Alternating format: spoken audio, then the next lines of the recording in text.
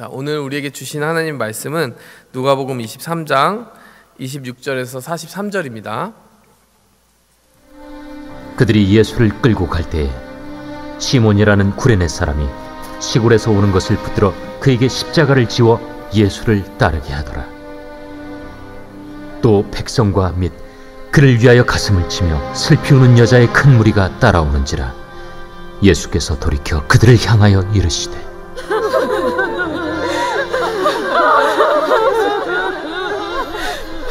예루살렘의 딸들아, 나를 위하여 울지 말고 너희와 너희 자녀를 위하여 울라. 보라,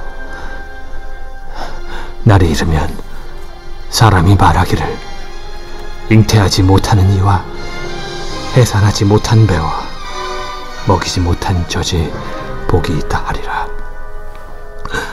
그때 사람이 산들을 대하여 우리 위에 무너지라 하며 작은 산들을 대하여 우리를 덮으라 하리라. 푸른 나무에도 이같이 하거든 마른 나무에는 어떻게 되리요? 또 다른 두 행악자도 사형을 받게 되어 예수와 함께 끌려가니라. 해골이라 하는 곳에 이르러 거기서 예수를 십자가에 못 박고 두 행악자도 그렇게 하니 하나는 우편에 하나는 좌편에 있더라. 아버지, 저들을 사하여 주옵소서. 자기들이 하는 것을 알지 못함이니이다. 그들이 그의 옷을 나눠 제비 뽑을세 백성은 서서 구경하는데 관리들은 비웃어 이르되 저가 남을 구원하였으니 만일 하나님이 택하신 자 그리스도이면 자신도 구원할지어다. 군인들도 희롱하면서 나와 신 포도주를 주며 내가 만일 유대인의 왕이면 내가 너를 구원하라. 그의 위에 이는 유대인의 왕이라 쓴 패가 있더라. 달린 행악자 중 하나는 비방하여 이르되 내가 그리스도가 아니냐, 너와 우리를 구원하라. 하나는 그 사람을 꾸짖어 이르되 내가 동일한 정죄를 받고서도 하나님을 두려워하지 아니하느냐? 우리는 우리가 행한 일에 상당한 보응을 받는 것이니 이에 당연하거니와 이 사람이 행한 것은 옳지 않은 것이 없느니라 하고 이르되 예수여, 당신의 나라에 임하실 때에 나를 기억하소서. 내가 진실로 네게 이르노니 오늘 네가 나와 함께 낙원에 있으리라. 아멘. 네, 오늘 이 본문의 장면은 우리가 잘 아는 예수님이 마지막에 십자가를 지고 빌라도의 법정에서 골고다 언덕까지 걸어가시는, 십자가를 지고 가시는 그 장면을 우리에게 보여주고 있습니다. 그 길을 지금 비아 돌로로사라는 그 이름으로 부르고 있습니다. 약 1.5km 정도가 되고 폭은 2m 정도의 좁은 길이라고 해요. 예수님이 가시는 길에 14번 넘어지셨는데 그 14번 넘어진 장소들이 지금 성지순례를 가면 이렇게 잘 표시가 되어 있다라고 합니다. 그래서 예수님이 가신 길을 이렇게 그 가파른 언덕을 따라가 볼 수 있는 그런 기회가 있다라고 합니다. 예수님이 지금 굉장히 피로한 상태고 예수님이 사실 십자가형을 받으시기 전에도 이미 굉장히 강한 강도의 채찍질을 받으셨기 때문에요. 여러분 패션 오브 크라이스트라는 영화를 보셨는지 모르겠지만 보셨다면 거기서 나오는 그 채찍들이 잘 역사에 고증이 된 채찍들이에요. 실제로 십자가형을 받기 전에 받은 그 태형은 태형 중에서도 강도가 가장 높다고 합니다. 어떤 철편이라든지 그런 물체들이 거기 그 채찍의 끝에 달려 있어서 그것이 살에 박히고 그 채찍을 다시 떼어내는 그 과정에서 살점과 근육이 상하게 돼서 굉장히 많은 출혈이 일어난다라고 해요. 그래서 예수님이 십자가에 달리신 이후에 굉장히 빠르게 그 숨을 거두신 이유는 이미 지칠 대로 지친 몸에 굉장히 큰 육체적인 타격과 트라우마를 받으셨기 때문이라고 또 이해를 하고 있습니다. 여러분, 이 길을 통해서 우리가 마지막으로 주목해야 되는 것은 바로 다름 아니라 십자가인 것이죠. 여러분, 우리를 위하여 고난 당하시는 그 모든 발걸음 하나하나가 예수님이 이제 십자가를 통하여 마지막 사명을 이루시는 그 장면이었습니다. 여러분, 십자가는 무엇입니까? 여러분, 어떤 신학자가 아주 잘 정리를 했어요. 십자가는 감추는 것이고 비추는 것이다. 은폐하는 것이고 계시이다. 무슨 말이에요? 감추는 것이면 감추는 것이고 비추는 것이면 비추는 것이지, 감추는 것이기도 하고 비추는 것이기도 하대요. 은폐이기도 하고 보여주는 계시이기도 하대요. 무슨 말입니까? 여러분, 십자가를 보면 하나님의 전지전능함과 그 능력은 온데간데 없이 사라져서 철저하게 꽁꽁 감춰져 있는 거예요. 과연 이 세상을 지으신, 천지를 창조하신 그 창조주가 맞나 싶을 정도로 이 군인들과 대제사장들과 모든 그 행악자들, 십자가 옆에 달린 그 죄인까지도 네가 그리스도면 우리를 구원할 수 있지 않겠냐라고 조롱할 만큼 하나님의 신적인 능력은 완전히 봉인되어 있는 상태입니다. 왜냐하면 그 길을 걸어가야만 우리의 죄싹을, 죄에 대한 값을 치를 수 있기 때문에 지금 예수님은 자신에게 있는 모든 신적인 능력과 권능을 다 감추신 거예요. 은폐이죠. 여러분, 그 십자가는 하나님의 신성을 감추고 있습니다. 그런데요, 여러분, 동시에 드러내는 게 있어요. 무엇입니까? 우리를 위하여 기꺼이 그 생명을 바치시고 그 수치와 조롱과 모욕과 뿐만 아니라 그 고통스러운 죽음의 과정을 다 받아들이실 만큼 우리를 사랑한다는 진리는 확실하게 나타내시는 거예요. 여러분, 감추어지는 신성이 있지만 아주 아이러니하게도 하나님의 사랑은 너무나도 강하게 그 와중에도 비춰지고 있더라는 것이에요. 여러분, 그래서 사도 바울이 그렇게 얘기하지 않습니까? 예수 그리스도의 그 십자가가 우리를 향한 자기의 사랑을 확증하는 십자가였다고 이야기하지 않습니까? 여러분, 믿는 자에게는 그것은 확실한 증거인 것이고 믿지 못하는 자들에게는 조롱의 이유밖에 되지 않는 감춰진, 은폐된 계시였던 거예요. 하나님은 이렇게 아주 특별하게 자신의 택하신 자들을 고르시기 위해서 마치 채로 걸러내듯이 이 십자가의 시험대를 통과하게 하십니다. 이 십자가에서 세속적인 가치관으로 살아온 사람들은 이렇게 무력하게 죽어가는 예수님을 보고 아무런 감동도 느끼지 못하고 조롱만 할 거예요. 그러나 진정으로 영혼의 순례자가 되어 살아가고자 하는 자는 예수님이 걸어가신 그 길에 묘한 울림을 받고 저 길이 바로 나를 위한 길임을 발견하게 되는 그런 구원의 길에 다시 올라서게 될 것입니다. 여러분에게 십자가는 어떤 의미입니까? 여러분에게 십자가는 그 하나님의 뜨거운 사랑을 보여주는 증거로서 와닿고 있습니까? 여러분, 그런 의미에서 오늘 우리가 이 말씀을 통해서 살펴볼 것은 감추어진 것은 무엇이고 드러난 것은 무엇인지 바로 그것을 나누려고 합니다. 오늘 설교의 제목은 지금은 보이지 않는 것들입니다. 여러분, 예수님이 지금 걸어가신 이 길 위에서 많은 것이 감춰져 있어요. 하지만 그 감춰진 길 뒤에 훗날 드러나게 될 것들이 있습니다. 과연 그것들이 무엇이었는지, 여러분, 우리가 그 잘 감춰진 선물을 받아서 누리고자 한다면 과연 이 말씀 속에서 어떤 보물을 캐내야 되는지 한번 살펴보도록 하겠습니다. 첫 번째로 지금은 보이지 않는 그 것들 중에 하나는 바로 지금은 보이지 않는 억지 십자가의 축복입니다. 자, 23장 26절 한번 보도록 하겠습니다. 오늘 본문 말씀 26절을 보면 그들이 예수를 끌고 갈 때에 시몬이라는 구레네 사람이 시골에서 오는 것을 붙들어 그에게 십자가를 지워 예수를 따르게 하더라. 여러분, 여기 이 누가복음에 갑자기 장면이 전환됩니다. 예수님이 쓰러지셨는데 몇 번째 쓰러졌는지 모르겠어요. 그 쓰러진 어느 지점에서는 더 이상 예수님이 체력을 지탱을 할 수가 없는 거예요. 몸을 지탱을 할 수가 없는 거예요. 십자가의 무게는 거의 80kg 정도, 60에서 80kg 정도의 무게였을 것이라고 짐작을 하고 있는데요. 여러분, 그만한 무게의 그 나무를 지고 가기에는 이미 너무나도 많은 근육이 상해 있었어요. 예수님이 피를 너무나 많이 흘리셨습니다. 자, 그래서 로마 군인들이 방법을 생각해야 되는 거예요. 처형을 하려면 저 골고다 언덕까지 데려가야 되는데 어떻게 해야 되냐? 우리가 끌고 갈 수는 없잖아.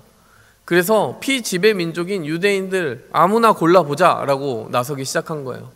마침 시몬이라는 사람이 시골에서 오는 것을 보았다라고 나오는데, 다른 지역에서 오는 구레네라는 지역에서 오는 사람이 그곳을 지나가고 있었을 뿐이에요. 그냥 바이패스하고 있었던 거예요. 근데 그 사람을 억지로 붙들어다가 지금 이 십자가 지고 끝까지 형장까지 네가 가지고 가 이렇게 강요를 하게 된 것이죠. 그런 상황입니다. 마태복음 27장 32절을 보니까요. 마가복음부터 보겠습니다. 마가복음 15장 21절을 보니까 마침이라는 단어가 나오죠. 마침. 그러니까 이것은 계획된 일이 아니라는 얘기예요. 마침 알렉산더와 루포의 아버지인 구레네 사람 시몬이 시골로부터 와서 지나가는데 그들이 그를 어떻게 했다고요? 억지로 가게 하여 예수의 십자가를 지우고. 그렇죠. 누가 그 십자가를 내가 지겠습니다 라고 자원하는 사람이 어디 있습니까? 지금 예수님을 오늘 처음 본 사람 같은데 억지로 지운 것이죠. 자, 마태복음을 봐도 그렇습니다. 나가다가 시몬이라 구레네 사람을 만남에 그에게 예수의 십자가를 억지로 지워 가게 하였다. 이 장면이 이렇게 우리에게 예수님의 그 십자가를 어떻게 이 구레네 사람이라는 사람이, 구레네 사람 시몬이라는 사람이 지고 가게 되었는지를 우리에게 상세히 보여주고 있는 겁니다. 구레네가 지금 어디냐면 여러분 북아프리카에서 이렇게 돌출된 지역이 있어요. 지금 리비아에서 그 돌출된 지역, 이 꼭지점에 있습니다. 여러분이 구레네라고 쳐보시면 금방 지도를 찾을 수 있을 겁니다. 그러니까 아프리카 지역인 거죠. 여러분 이 구레네라고 하는 먼 지역에서 왜 지금 이 시몬이라는 사람이 예루살렘까지 와 있느냐? 여러분 이 질문에 좀 답을 해야 됩니다. 이 질문을 좀 가져봐야 돼요. 여러분 한 가지 힌트는 시몬이라는 이름에 있어요. 시몬은 유대식 이름입니다.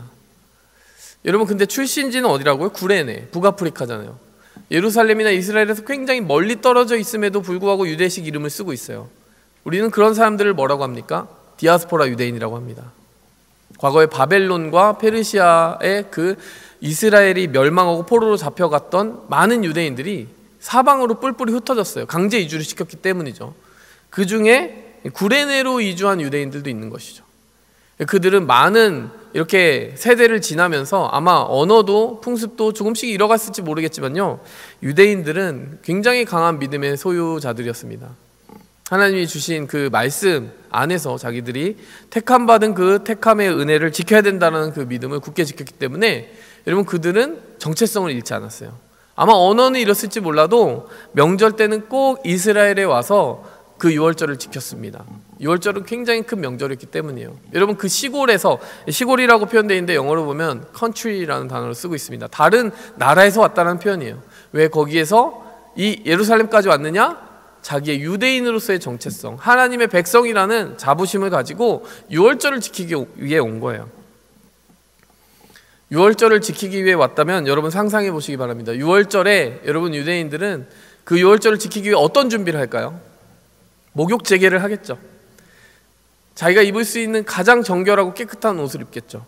그리고 유대인의 그 까다로운 정결 예식들을 다 행하겠죠. 깨끗하게 자신을 지키려고 할 겁니다. 근데 여러분 오늘 이 구레네 시몬에게는 유월절 전날 어떤 일이 일어난 겁니까? 그 성금요일에 어떤 일이 일어난 겁니까? 재수 없는 일이 일어난 거예요. 이제 가서 형장의 이슬로 죽어버릴 그 사람의 피가 온 몸에 그 깨끗하게 준비한 예복에 다 묻게 되었습니다. 정말 명절을 망쳐도 이렇게 망칠 수가 없는 거예요. 이건 명절을 망친 정도가 아니라 기분을 그냥 망친 정도가 아니라 유대인들이 요구하는 정결의 모든 기준들이 다 부서진 거나 다름없습니다. 죄인과 접촉했잖아요. 예수님의 모든 땀과 분비물과 피가 온 옷에 다 튀게 되었잖아요. 그리고 그 사람은 곧 죽을 사람이에요. 시체도 건드리면 안 됩니다. 근데 곧 죽어서 송장이 되어버릴 그 걸어다니는 시체나 다름없는 예수님을 접촉했다는 그것이 얼마나 불쾌하고 짜증이 났을지 여러분 그 구레네 시몬의 마음을 좀 짐작해 볼 수가 있어요. 여러분 구레네 시몬이 억지로 그 십자가를 지고 가기 시작하는데 여러분 그의 십자가 지고 가는 그 사람의 위치에 한번 들어가 보시기 바랍니다. 그 시야에 어떤 모습들이 들어옵니까? 굉장히 혼란스러운 장면이 등장하기 시작해요. 한쪽에서는 예수님을 사랑하고 따르던 그 여성 제자들이 정말 통곡을 하듯이 애곡을 하고 있어요. 근데 한쪽에서는 막 조롱하고 침을 뱉고 채찍을 때리는 로마 군사들과 또 종교 지도자들이 뒤를 따르고 있습니다. 도대체 이 사람 환호를 받는 사람이냐 증오를 받는 사람이냐 분간을 할 수 없는 굉장한 소용돌이 가운데 있는 거죠. 예수님의 그 모든 시선이 보였을 것입니다. 예수님의 그 차분함이 보였을 것입니다. 구레네 시몬에게 그 예수님을 관찰하는 모든 과정이 처음에는 굉장히 불쾌하고 놀라운 일이었겠지만 짜증나는 일이었겠지만 점차 예수님과 함께 동행하는 그 걸음을 지속하면서 무언가 다른 것이 있다는 느낌을 받았을 것 같아요. 그리고 만약 그가 십자가 앞에서 조금 더 머물렀다면 그 충격을 가시기 위해서, 프로세스하기 위해서, 도대체 내가 지고 간 이 십자가의 주인공은 어떠한 죄를 지었길래 여기까지 왔느냐라고 하는 것을, 그 충격을 해소하기 위해 잠시 십자가 앞에 머물렀다면 아마도 예수님이 십자가에서 내뱉으셨던 7마디 중에 몇 마디는 들었을 겁니다. 예를 들어 오늘 이 본문 말씀에 나오는 34절에 나오는 저들을 용서하여 주옵소서, 저들은 저들이 하는 일을 알지 못합니다. 이런 이야기들을 들었을 것입니다. 이 사람은 도대체 어떻게 이렇게 살고 있느냐라는 충격을 받았을 것 같아요. 자기를 향하여, 저주하는 그 사람들을 향하여 이제는 더 이상 볼 것 없는 마지막 인생의 뒤안길에서 악이 받쳐 저주를 해도 모자라고 정말 눈물을 흘리고 슬퍼하며 공포 가운데 있어야 되는 그 사람이 너무나도 차분하게 저들을 용서해달라는 말을 하는 걸 보면서 구레네 시몬의 마음이 어땠는지 모르겠습니다. 여러분, 구레네 시몬이 나중에 어떻게 되었을까요? 궁금하죠? 여러분, 오늘 본문 말씀에 따지고 보면 구레네 시몬 이름 등장하고 그의 이야기가 기록된 그 절은 딱 한 절인 거예요, 여러분. 그런데 여러분, 우리에게 반가운 소식이 있습니다. 그의 이름이 여기서 끝나지 않고 그의 흔적을 찾아볼 수 있는 본문들이 더 있더라는 것입니다. 로마서 16장 13절을 보시기 바랍니다. 자, 로마서 16장을 보니까요, 주 안에서 택하심을 받은 루포와 그의 어머니에게 문안하라. 그의 어머니는 곧 내 어머니니라.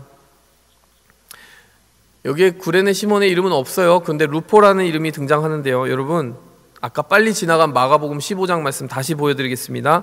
마가복음 15장 21절에 보니까 마침 알렉산더와 루포의 아버지인 구레네 사람 시몬이, 여러분, 루포가 여기 등장하네요. 근데 로마서 16장에도 루포라는 이름이 등장하네요. 여러분, 이걸 어떻게 정리할 수 있을까요? 이렇게 정리하면 될 것 같아요. 마가복음 15장 21절을 보면 우리는 이상한 느낌을 받아야 됩니다. 여러분이 성경을 읽은 그 배경과 지식이 뭐 오래되지 않더라도요, 여러분, 우리는 시몬의 아들 베드로, 뭐 이런 표현들 들어봤잖아요. 누구의 아들 누구, 누구의 아들 누구, 세베대의 아들 요한, 세베대의 아들 야고보, 뭐 이런 것들 여러분 들어보셨죠? 보통 아버지 이름을 먼저 수식하고 그래서 그 다음에 이 아버지에게서 이 아들이 났다, 이렇게 표현을 합니다. 왜 그렇게 유대식으로 표현하냐면, 이 유대인들에게는 성과 이름이 따로 구분되어 있지 않았기 때문에 너무나 비슷한 이름이 많아요. 이 사람도 요한이고 저 사람도 요한이에요. 그러니까 똑같은 요한을 1번, 2번 붙일 수는 없으니까 그 사람들이 같은 이름들을 구별하는 방법이 뭐였습니까? 아버지의 이름을 앞에 붙이는 거였어요. 그래서 누구의 아들 누구 이렇게 불렀던 거죠. 근데 여러분, 마가복음 15장 21절은 굉장히 이상합니다. 알렉산더 루포의 아버지 구레네 사람 시몬. 여러분, 아버지의 이름을 가지고 와서 아들을 수식하는 게 아니라 아들의 이름을 가지고 와서 아버지를 수식하고 있는 거예요. 앞뒤가 바뀐 겁니다. 위아래가 달라진 거예요. 유대인들은 보통 그렇게 하지 않습니다. 이걸 어떻게 해석을 해야 됩니까? 여러분, 이건 확실한 해석이 있어요. 이 마가복음을 읽는 독자들이 알렉산더와 루포라는 사람을 알아야 되는 거예요. 알기 때문에 이런 식으로 쓰는 겁니다.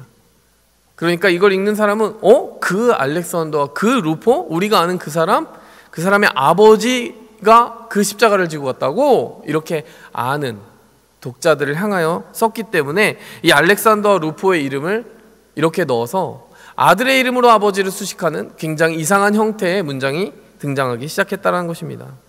여러분, 마가복음이 기록된 것은 AD 65년이에요. 그러니까 예수님이 십자가 진 이후에 거의 30년 정도가 지나간 그때입니다. 근데 그때에 여러분, 그 초대 교회 멤버 중에 굉장히 누구나 알만한 이름이 누구였다는 거예요? 루포, 알렉산더, 이런 사람들이었다는 거예요. 오히려 초대교회에 더 많은 사람들이 그들을 지도자로 알고 있었던 것이죠. 로마서 16장 13절로 다시 가보니까 주 안에서 택하심을 입은 루포와, 그러니까 이 루포는 굉장히 그 레퓨테이션이 좋은 거예요. 주 안에서 택하심을 입었대요. 자, 그런데 그에게서만 레퓨테이션을 볼 수 있는 게 아니라 그의 어머니에게 문안하라. 그의 어머니는 곧 내 어머니다. 여러분, 이게 무슨 말입니까? 사도 바울이 얘기하는 거예요. 지금 그 루포의 어머니는 내 어머니나 다름없어, 내 영적인 어머니야, 이렇게 얘기하는 거예요. 기도하는 권사님들 있잖아요. 그렇게 얘기하는 거예요. 내가 정말 믿고 따르고 의지하는 사람이라고 이렇게 얘기하는 거예요. 너네 루포 알지?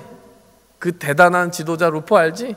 그 어머니도 내가 정말 의지하는, 믿고 의지하는 내 어머니나 다름없어. 이렇게 얘기하는 겁니다.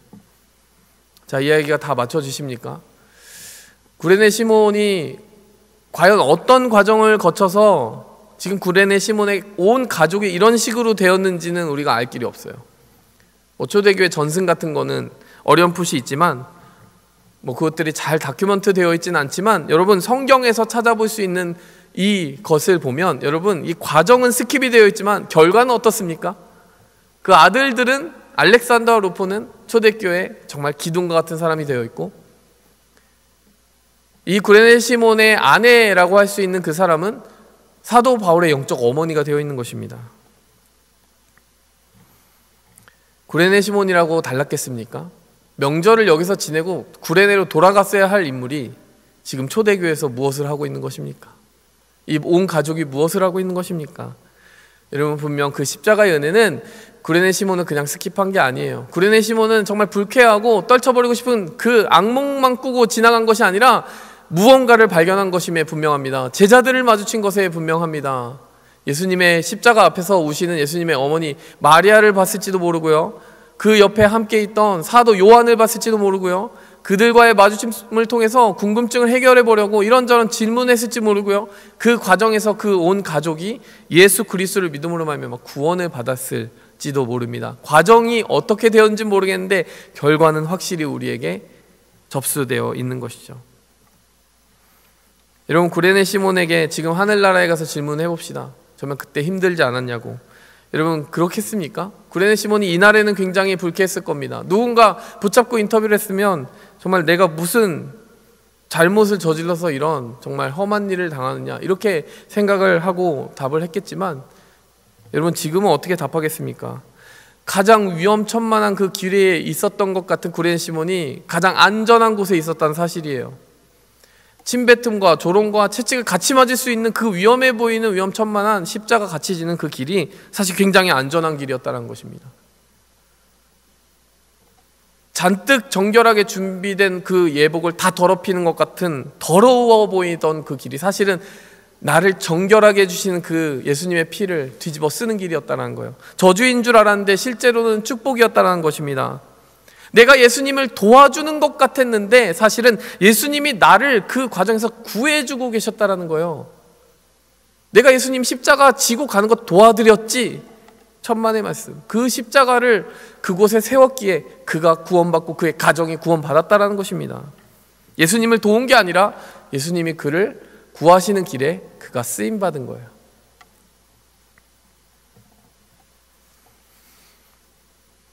여러분 억지 십자가를 지고 간 이 구레네 시몬의 모습들이 우리에게 어떻게 다가오고 적용이 돼야 되겠습니까? 우리는 때로 신앙생활을 하면서 참 싫다, 이 십자가는 너무 부담스럽다 이렇게 느낄 때가 있을 거예요. 어머니 날이니까 부모님에게 적용을 해보자면 억지 십자가의 그 간증을 제일 많이 가지고 계신 분들이 부모님 아닐까요? 정말 자식을 키우는 건 기쁨인 동시에 굉장한 어려움일 것이고 또 고통일 것이에요. 아직 자식을 낳아보지 않았기 때문에 그렇게 공감하면서 이야기하는 것 같지는 않지만 제가 자식으로서 드린 그 고통을 생각하면 상상은 됩니다. 저 같은 자식을 낳으면 참 힘들겠구나 뭐 이런 생각을 해보게 되는 것이죠. 말썽을 피우겠구나 뭐 이런 생각하는 것이죠. 그 십자가의 무게는 제가 져보지는 않았지만 대충 제가 드린 무게는 어느 정도는 느낄 것 같아요. 근데 그 억지 십자가를 왜 이 망할 놈 뭐 어떻게 하면서 왜 그렇게 키우고 사랑을 베푸셨을까요? 지금 우리들을 보면 알 수 있죠. 지금 이렇게 장성하여서 또 하나의 어엿한 성인이 되어 있고 또 하나님을 믿는 사람들이 되어 있는 우리를 세우기 위해서 부모님들은 그 십자가를 수치스럽지 않게 아낌없이 지고 가신 거겠죠. 예수님도 왜 십자가 지셨겠습니까? 변화될 우리를 아셨기 때문에 지셨겠죠. 그렇습니다. 여러분 억지 십자가 정말 떨쳐버리고 싶은 그 십자가가요, 여러분 그냥 지고 가면 힘들지만요 그 결말을 알면 이 가족이 이렇게 된단 말이야, 그 십자가 때문에 이렇게 된단 말이야, 그걸 알면 여러분, 나름 달달한 구석이 있다는 것입니다. 또 한 가지 더 적용을 해볼까요? 그런데 사실은요, 이 구레네 시몬의 입장으로 가면요, 우리처럼 묵상할 수도 없는 상황입니다. 왜 그렇죠? 우리야 십자가의 의미를 알잖아요. 우리야 구레네 시몬의 결말을 알잖아요. 그러니까 이제 참으면 저 좋은 축복이 다가오는데 마다없이 십자가 져야지, 이런 적용할 수 있어요. 근데 정말 엄격하게 적용하려면 구레네 시몬의 입장으로 들어가야 되잖아요. 구레네 시몬의 입장으로 들어가면요, 내가 왜 지는 거야? 십자가 의미 모릅니다. 십자가 지고 나서 어떤 축복이 기다리고 있다고 상상 못합니다. 여러분, 구레네 시몬 훨씬 더 힘들어요. 적용해볼까요? 우리도 마찬가지예요. 우리도 의미를 알 수 없는, 도대체 퀘스천 마크만 잔뜩 붙는 십자가 질 때가 있어요. 하나님 정말 그 다음에 축복이 있습니까? 하나님 그 다음에 생명이 있습니까? 부활의 승리가 있습니까? 짐작도 안 돼요. 왜 지는지를 모르겠어요. 내가 뭘 잘못했지? 이런 질문만 자꾸 나오는, 그 끝을 알 수 없는 십자가가 되게 많이 있습니다. 여러분, 중요한 것은 무엇입니까? 내가 그걸 어떻게 져야지 라고 하는 것보다 중요한 것은 이 구레네 시몬에게 선택지가 없었다라는 거예요. 선택지가 있습니까? 쥐고 가야죠. 내가 이렇게 하면 축복을 받을 거야 해서 진 거 아닙니다. 그냥 지워졌어요. 그리고 가보니까 나중에 축복이 되어 있는 거예요. 우리도 그럴 때 있어요. 십자가가 이미 지워져 있는 겁니다. 뭐 막 정신승리하고 축복을 묵상하면서 져내는 사람도 있겠지만요, 그냥 얼떨결에지면서 끝까지 가보는 것도 아니고 그냥 가지는, 붙잡혀 있는 그런 상황 속에 있는 것들이 참 많다는 거예요. 여러분, 우리가 여기서 알 수 있는 십자가의 진리가 무엇입니까? 십자가는 철저히 하나님의 주권 안에 있다는 거예요. 내가 잘 지고 가서, 그 십자가를 잘 지고 가서 그 다음에 십자가의 축복을 보상으로 받는 게 아닙니다. 그냥 내가 그 자리에 끼워 들어가 있어요. 그리고 그 길을 가게 만드세요. 그리고 그 길의 모든 의미는 그 다음에 따라오는 것입니다. 여러분, 근데 그것이 은혜라는 것이죠. 여러분, 우리가 십자가 지는 건 아니고요, 하나님이 지게 하십니다. 빌립보서 3장 12절 보도록 하겠습니다. 빌립보서 3장 12절. 내가 이미 얻었다 함도 아니요 온전히 이루었다 함도 아니라 오직 내가 그리스도 예수께 잡힌 바 된 그것을 잡으려고 달려가노라. 제가 굉장히 좋아하는 말씀 중에 하나입니다. 사도 바울이 늘 이렇게 얘기해요. 내가 이미 얻은 게 아니래요. 온전히 이루었다 함이 아니래요. 계속 달려간대요. 근데 그 뒷부분의 표현이 재밌지 않습니까? 그리스도 예수께 어떻게 돼요? 잡힌 바 된 것을 잡으려고 쫓아간대요. 재밌죠? 먼저 잡아주신 건 누굽니까? 하나님이에요. 하나님이 잡아주셨어요. 근데 그 잡힌 바 된 것을 내가 잡는 게 또 있어요. 여러분, 이 구레네 시몬은 어떻습니까? 누가 먼저 잡으신 거예요? 하나님이 그 섭리 가운데 그 억지 십자가 지도록 그 운명의 틈바구니 안에 잡아주신 거예요.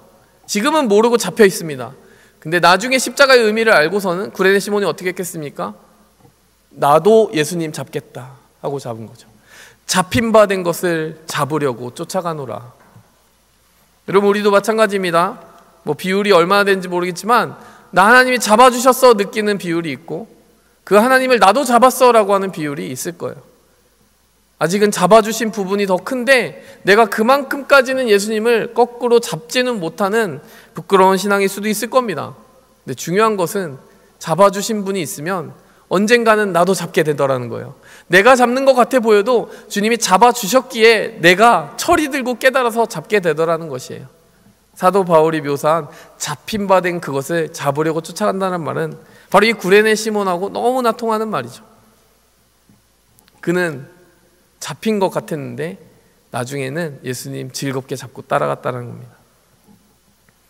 또 적용해 볼 수 있는 것은 무엇입니까? 여러분, 십자가의 의미를 모르고 잡힌 사람에게도 적용이 가능하지만 십자가의 의미를 이미 아는 제자들에게도 적용할 수 있는 게 있어요. 그건 어디에 적용해 볼 수 있을까요?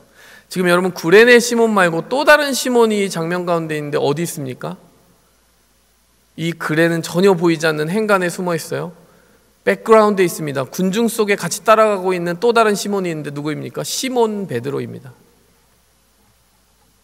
구레네 시몬 말고 시몬 베드로. 여러분, 시몬 베드로는 지금 십자가 지고 가는 구레네 시몬을 보면서 어떤 생각을 했겠습니까? 예수님이 십자가를 놓치셨어요. 그래서 어떻게 하지? 로마 병사들이 막 이걸 어떻게 해야 돼? 막 사람을 찾고 있어요. 사도 이 베드로는 어떤 생각을 했겠습니까? 이 시몬 베드로는 어떤 생각을 했겠습니까? 내가 지고 가고 싶다. 내가 들어드리고 싶다. 내가 도와드리고 싶다. 이런 생각하지 않았겠습니까? 근데 여러분, 어느새 갑자기 엉뚱한 시몬이 와서 그 십자가를 지고 가는 걸 봤어요. 여러분, 어떤 선교사님이 그 부분을 보고 어떻게 이야기를 하시냐면, 십자가는 면류관이기 때문에 내가 붙잡지 않으면 다른 사람에게 넘어갑니다, 이렇게 얘기하더라고요. 정말 공감합니다. 내가 졌어야 되는데, 베드로가 그 생각하지 않았겠어요? 내가 졌어야 되는데, 내가 저 예수님의 십자가 지고 갔어야 되는데, 시몬 베드로는 못 진 그 십자가를 구레네 시몬이 지고 갔어요. 여러분, 십자가 보시면서 무슨 생각을 합니까? 왜 내가 십자가를 져야 합니까? 항의하는 쪽이에요? 아니면 저 십자가 내가 졌어야 되는데, 저게 내 면류관이었는데, 이런 생각이 더 드십니까? 여러분, 그 화면 밖에서 그렇게 안타까워하고 있는 시몬 베드로를 기억하시기 바랍니다. 십자가의 의미를 이미 알고 있는 우리들에게도 지금 성령님 말씀하세요. 너희가 안다면 뛰어 들어가야 되지 않겠니?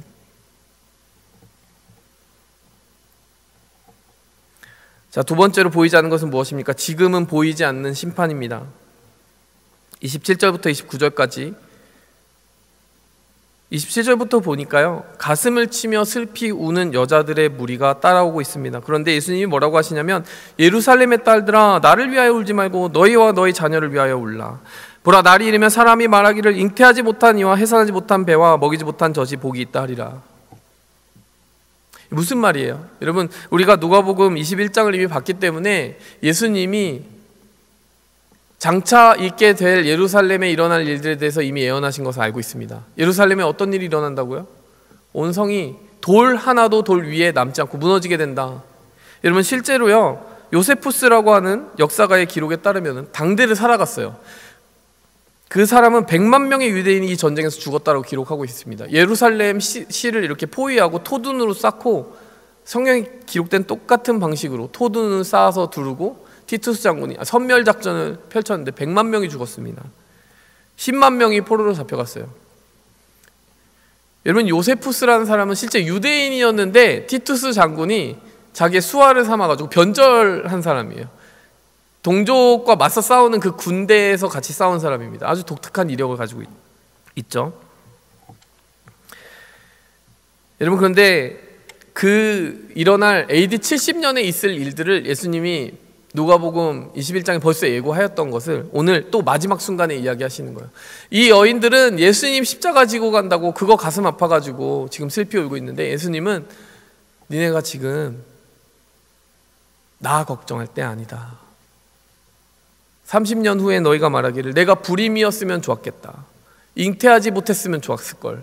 젖먹이지 못하는 그런 아이를 낳아보지 못한 사람이었으면 좋았을걸. 내가 왜 아들을 낳고 딸을 낳아서 저 아들, 딸들이 저렇게 속절없이 죽는 것을 내 눈으로 봐야 되냐. 이런 고통 어린 통곡을 할 때가 온다는 얘기죠. 누가복음 21장에 하셨던 그 예언을 다시 마지막에 이야기해 주시는 거예요. 여러분, 귀담아 들었던 사람들이 있겠죠? 여러분, 실제로요, 이 요세푸스의 그 기록을 보면요,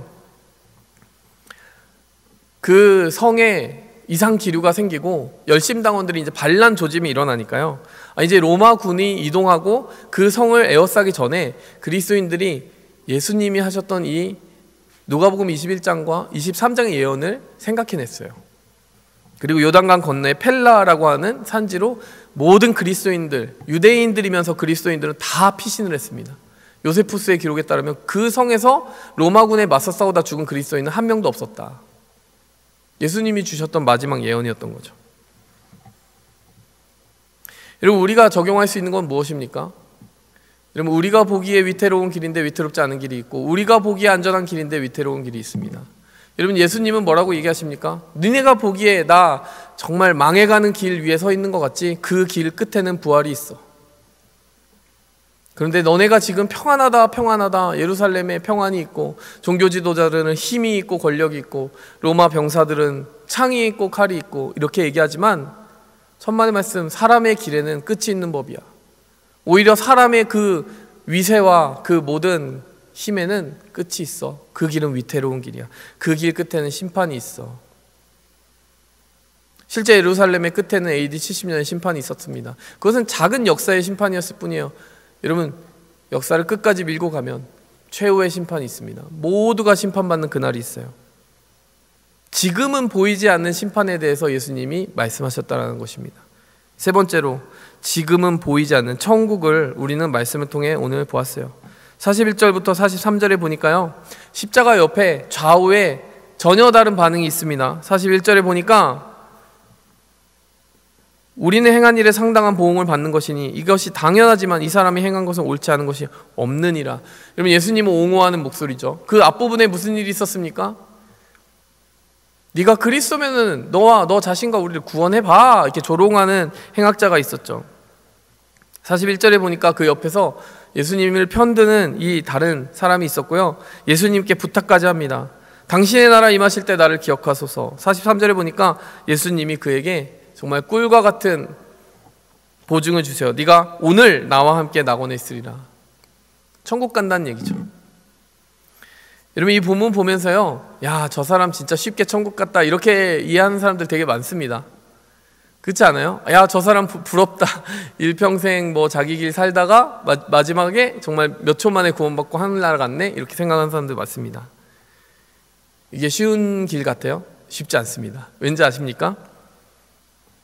이 본문의 또 그 상황 속으로 들어가 보시면 느껴질 거예요. 여러분이 그 십자가 옆에 같이 달린 강도라면 예수님의 모습이 어떻게 보이십니까?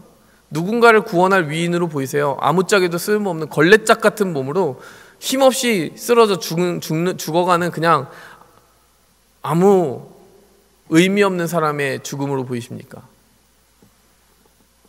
여러분, 예수님 지금 아무것도 할 수 없는 모습으로 달려 계세요. 예수님을 하나님의 아들이라고, 당신의 나라 임하실 때 나를 기억하소서 고백하는 거요? 절대 쉽지 않습니다. 우리도 그래요. 우리가 나름 우러러보고 대단하게 생각할 만한 그런 사람이면 뭐 조금 위인인 것처럼 이렇게 깍듯하게 대하고 하지만, 별 볼 일 없는 사람인 것 같으면요, 그 사람에게 의지하거나 하지 않습니다. 무시해버려요. 예수님이 하물며 여기서 지금 죽어가는 중인데 예수님한테 나 살려주세요라고 말하는 거, 이거 엄청난 신앙입니다. 여러분, 아까 말했죠? 가장된 축복이라고. 예수님은 진짜 자신의 모든 신적 권능을 다 감추셨는데도 불구하고 이 사람은 뭔가 발견해낸 거예요. 아마 예수님이 그 위에서 하신 말씀을 듣고 깨닫지 않았을까요? 자신의 원수를 위해서 용서해달라고 이야기하는 그 목소리를 듣고 아마 구레네 시몬도 그렇고 이 십자가 우편에 있는 강도도 예수님에게 무언가 있다, 저분은 그리스도시다, 깨달았을 겁니다. 왜냐? 이 세상이 전부라고 생각하는 사람은 절대 그 말을 할 수 없기 때문입니다. 용서해달라고 할 수 없어요. 뭐 용서를 구할 여유가 있습니까? 고통에 그냥 스크리밍 하면서 그냥 죽어갈 뿐이죠. 굉장히 관대한 여유를 베풀면서 저들을 용서하옵소서 아버지라고 어떻게 말할 수 있단 말인가.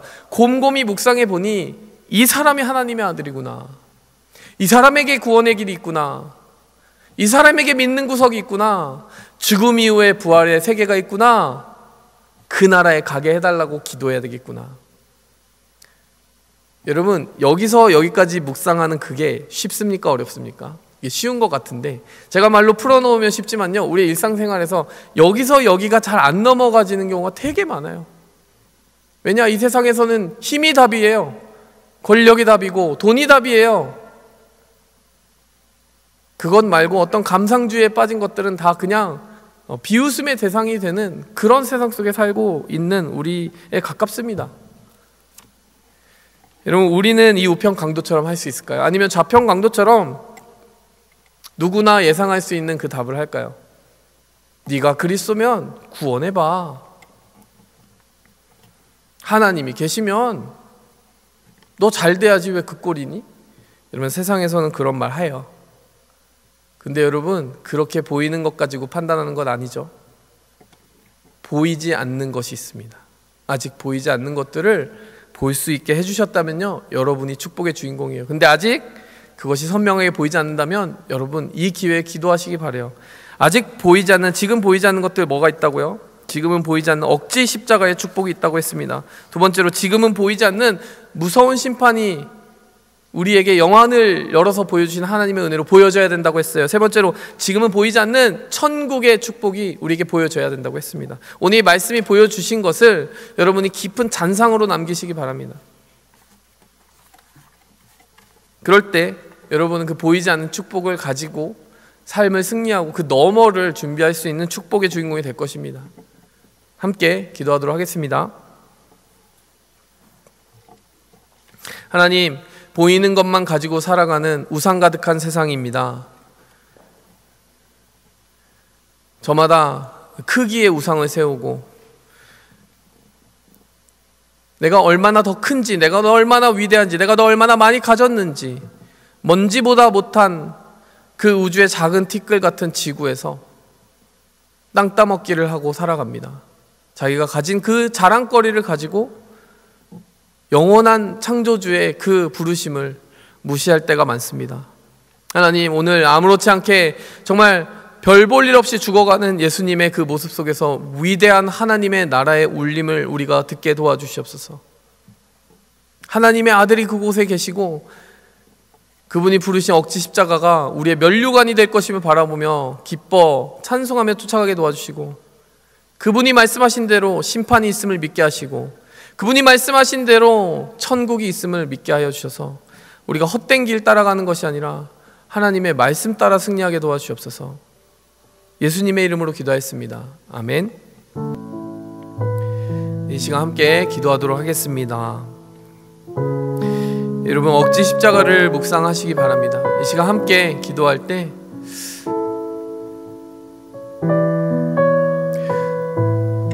내가 왜 이 십자가를 지어야 하느냐, 혹시 항의하는 목소리가 있습니까? 한탄하는 목소리가 있습니까? 야, 이렇게 어려운 십자가를 누가 지려고 할까? 그 길은 많은 사람들이 가지 않을 거야. 여러분, 저는 십자가가 무슨 기피의 대상이 되는 것처럼 여겨지는 그 목소리를 들을 때 솔직히 마음이 상합니다. 하나님의 일을 할 때 고생스럽다고, 읍소에 가면서 제발 해달라고. 십자가가 과연 그런 것일까요? 영광이 아니라 돌려막기 해야 되는, 나도 싫고 너도 싫은데 너는 해야 되지 않겠니 해서 누군가 재수 없어서 지는 것이 십자가입니까? 재수 없어서 하는 것이 하나님의 일입니까? 그러면 이 시간 함께 기도하기 바랍니다. 우리가 하나님을 부끄럽게 여기지 않았으면 좋겠어요. 그분이 우리에게 맡기신 것이면 무엇이든 면류관이라고 여겼으면 좋겠습니다. 우리가 하나님의 일을 할 수 있다는 것, 그분을 위해 수고할 수 있다는 것, 그분을 위해 희생할 수 있다는 것, 그것이 영광으로 여겨지는 공동체가 가장 성숙한 공동체인 것이죠. 그 분량까지 가야 하는데 우리가 그렇게 하지 못한다는 것이 비극이에요. 그 십자가가 부러워 보여야 되는데 너무나 불쌍하게 보이는 것이 나의 영혼의 현주소란 말입니다. 이 시간 함께 기도하기 원합니다. 하나님, 십자가가 제 면류관임을 깨닫게 하여 주시옵소서. 섬겨보지 못한, 희생해보지 못한 그 빈곤한 삶을 더 부끄럽게 생각하게 하시고, 오히려 섬길 수 있는 자리, 십자가 질 수 있는 자리를 향하여 달려가게 하여 주시옵소서.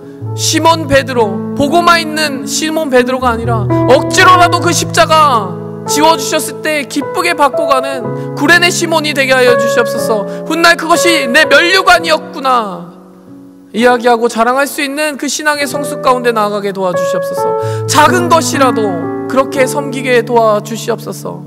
그렇게 먼저 자원하게 도와주시옵소서. 이 시간 함께 기도하겠습니다. 이 시간 이어서 기도하기 원합니다. 여러분, 여러분의 십자가에는 영혼이 걸려있다는 걸 아십니까? 루포와 알렉산더, 그리고 바울의 영적인 어머니였던 구레네 시몬의 아내까지도 구레네 시몬의 억지 십자가 때문에 구원받은 사람들입니다. 여러분, 이 시간 기도하기 원합니다. 더 이상 나만을 위하여 기도하는 기도 멈추시기 바랍니다. 그 기도 할 수 있습니다. 하지만 어느 순간에는 이제 내가 지고 가야 될 그 사람들의 이름을 기억해내는 신앙인이 되어야 합니다. 우리가 왜 5주간 계속해서 셀과 함께 기도합니까? 서로를 위해서 기도할 수 있는 목소리를 내는데 우리가 너무나 어색합니다. 내 기도에는 항상 내 이름만 올라갔기 때문이에요. 내 가족, 내 범주. 여러분, 조금만 넓히시기 바랍니다.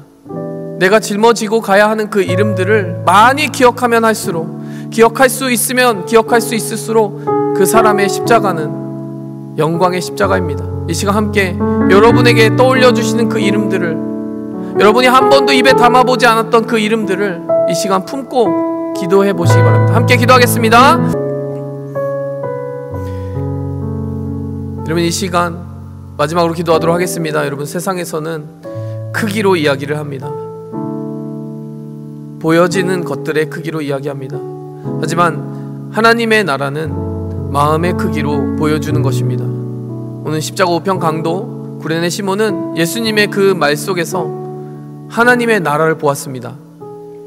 예수님이 말씀하신 그 말이 그만큼 컸습니다. 크게 그 하나님의 나라의 폭을 보여주었다는 거예요. 그 용서의 크기를 보여주었다는 것입니다. 이 시간 함께 기도할 때요, 여러분, 우리의 마음을 크게 만드시기 위해서 하나님은 우리에게 말씀을 주기 원하십니다. 하나님의 말씀을 담아달라고, 성령을 담아달라고, 그래서 하나님의 나라의 그 모든 심판과 또 부활과 그 영생까지 제대로 믿고 알고 더 크게 믿게 해달라고 우리 함께 기도하도록 하겠습니다. 하나님, 주님께서 주신 모든 것으로 우리가 호흡합니다. 살아갑니다. 오늘도 한 번의 그 심장 박동을 뛰며 살아갑니다. 주님, 우리가 주님께서 주신 그 모든 물질을 하나님께로부터 왔다고 고백하며 이 시간 헌물을 올려드리오니 주님, 우리의 마음과 영혼을 그리고 삶을 함께 받아주시옵소서.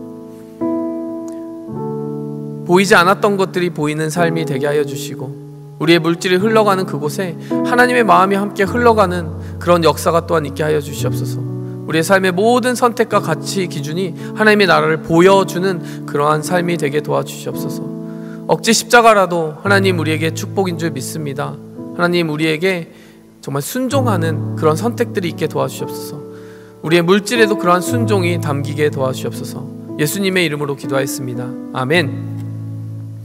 이제는 우리를 사랑하사 그 십자가 기쁘게 지고 가신 예수 그리스도의 피 흘리심과 또 우리를 그 자녀 삼으시기 위해서 그 십자가의 길 위에 억지로라도 세워주시는 하나님의 주권적인 은혜와 또 오늘도 그 십자가의 의미를 깨달으라고 우리의 마음 가운데 지혜와 명철 허락해 주시는 성령님의 감화 감동 깨닫게 해주시는 은혜가 오늘 이 말씀을 통하여 주의 십자가 즐겁게 지고 가기를 택하는 구레네 시몬 같은 사람들에게, 주의 모든 백성들에게 이제로부터 영원토록 그 은혜가 함께 계실지어다. 아멘.